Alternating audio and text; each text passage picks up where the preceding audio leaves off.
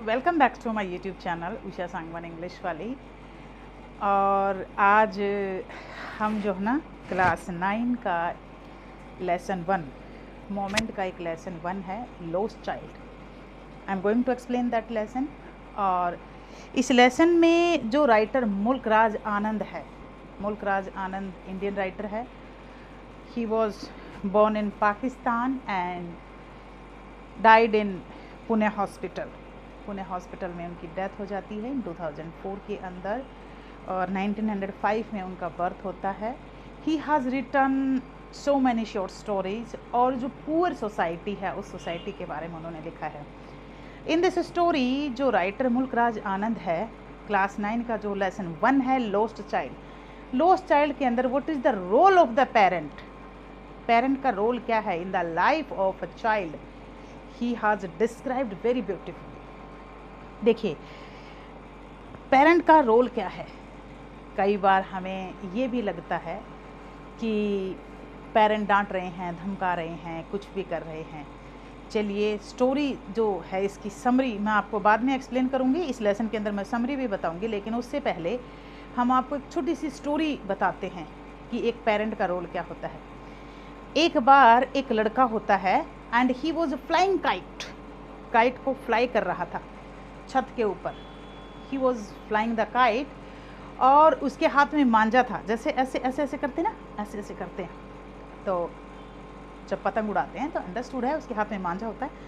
पतंग बहुत ऊपर जा रही थी and he was doing like this.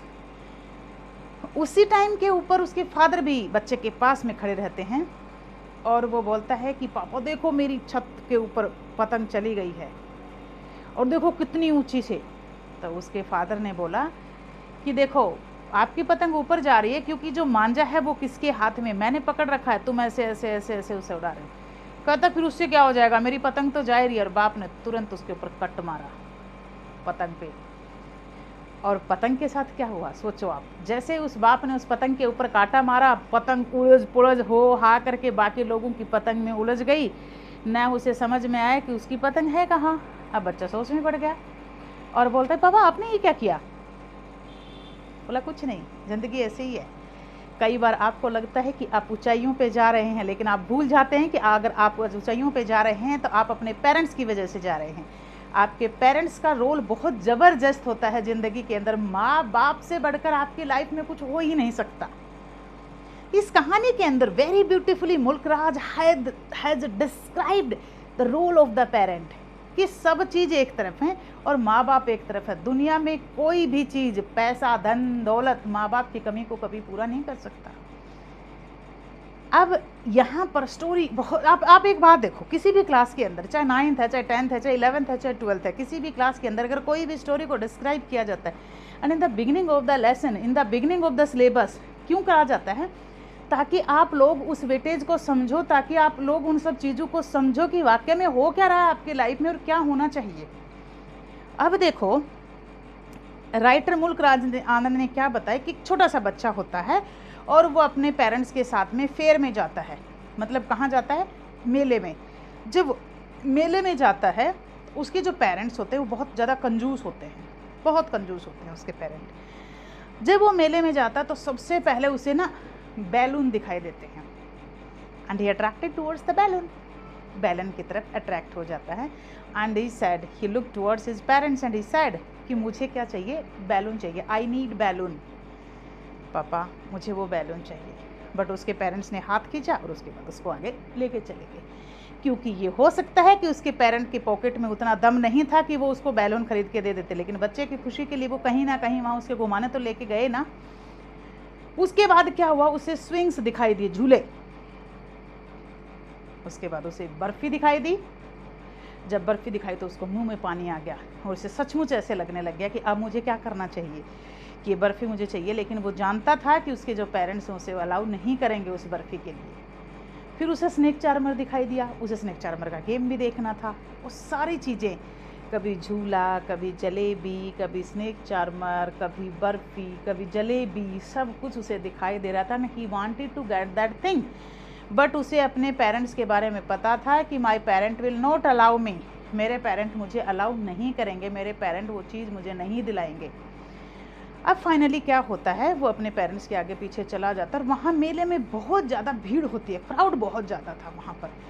और उस क्राउड में क्या होता है, वो बच्चा क्या कर रहा था, लोगों की टांगों के बीच से निकल निकल करके जा रहा था।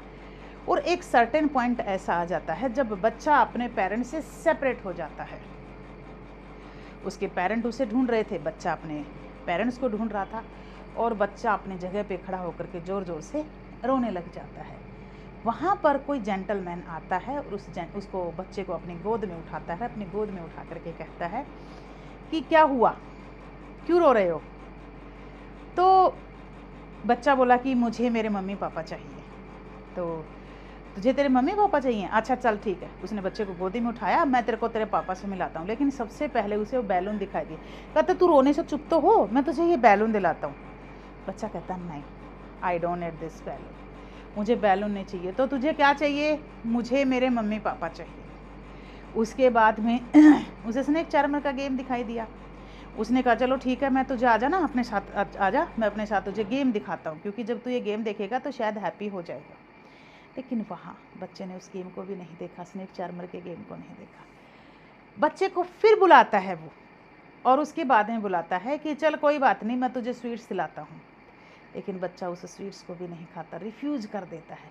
और बच्चे से पूछा जाता है कि तुम्हें क्या चाहिए, and he said only one thing कि I need my mother and father, कि मुझे सिर्फ अपने मम्मी और पापा चाहिए। कहानी सिर्फ इतनी सी नहीं है। कहानी अगर ये बोलें कि इतनी सी नहीं है, मुल्कराज आनंद ऐसा नहीं था कि यहाँ पर हमें ये चीज़ें बता करके ये बताना चाह रहा था कि जो है ना बच्चे ने ये सब चीज़ें नहीं ली। बच्चे के सामने किसी भी चीज़ की कोई वैल्यू थी ही नहीं। He was not giving any importance to anything, he was giving the importance to whom, to parents only.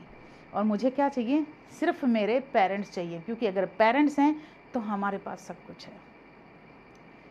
और ये कहानी अपने आप में ज़बरदस्त स्टोरी है। कई बार हमें लाइफ में लगता है ना कि हमारे पेरेंट्स हमें बहुत बुरी तरह से डांटते हैं। एक एक्सपेरिमेंट करके देखना, एक जगह थोड़ी सी 10 बाय 10 की जगह ले लो। फॉर एग्जांपल मैं आपको बताती हूँ, शायद एक कोई भी इंसान मुझे इस स्टोरी का जवाब दे सकता है बहुत अच्छे से। हमने 10 पौधे लगाए, 10 पौधे हमने एक जगह पे लगाए। मान लो 50 गज की हमने जगह ली, उस जगह के अंदर हमने 10 पौधे लगाए और 10 पौधों को खुले में छोड़ दिया, ठीक है। अब उनमें से हमने 4 पौधे ऐसे उठाए जिन 4 पौधों के साथ हमने क्या बांधी, एक डंडी बांध दी वहाँ पर। समझ रहे हो आप बाहर देखते हो ना, डंडी होती है पौधों के साथ में। उस 4 पौधों के साथ हमने क्या करा, एक डंडी बांध दी और 6 पौधे हमने छोड़ दिए। आंधी आई, तूफान आया, बारिश आई, 6 पौधे थे, झुक गए, कुछ टूट गए, कुछ गिर गए। लेकिन जो 4 पौधे थे, जब जब झुक रहे थे तो डंडी का सहारा उसे फिर उठा रहा था और डंडी का सहारा उसे गिरने नहीं दे रहा था। मान रहे हो या नहीं मान रहे हो? जब आप एक पौधे के साथ में एक वो बांध देते हो, छोटा सा अगर डंडी बांध देते हैं, तो उससे हमें क्या फ़र्क पड़ता है? उससे फ़र्क ये पड़ता है कि अगर पौधा टूट भी गया होगा तो उस लकड़ी के सहारे से वो धीरे धीरे धीरे धीरे धीरे धीरे धीरे ग्रो करने लग जाएगा। और जानते हो वो लकड़ी कौन है? वो हमारे अपने पेरेंट्स हैं। ज़िंदगी के अंदर अगर कोई भी डिफ़िकल्ट सिचुएशन आती है और पेरेंट्स अगर हमारे साथ खड़े हैं तो दुनिया की कोई ताकत नहीं जो हमें हरा दे और हम हार जाएं, कभी भी नहीं हार सकते। क्योंकि आपने कभी नोटिस किया है कि जैसे जैसे जैसे जैसे जैसे जैसे जैसे वो ट्री ऊपर ग्रो करता चला जाता है, हम उस डंडी को वहाँ से हटा देते हैं भाई। जैसे ही हम देखते हैं कि अब हर आंधी तूफान को झेल लेगा ये पौधा, तो हम वहाँ से क्या कर देते हैं, उस डंडी को हटा देते हैं।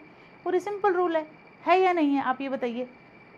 तो फैक्ट है वो यही है लाइफ के अंदर कि अगर एक सर्टेन एज तक अगर आपके पेरेंट्स आपको डांट रहे हैं तो आप उस डांट फटकार को सुनिए, आप अपने पेरेंट्स की इम्पोर्टेंस समझिए कि आपकी लाइफ में आपके पेरेंट्स की इम्पोर्टेंस क्या है।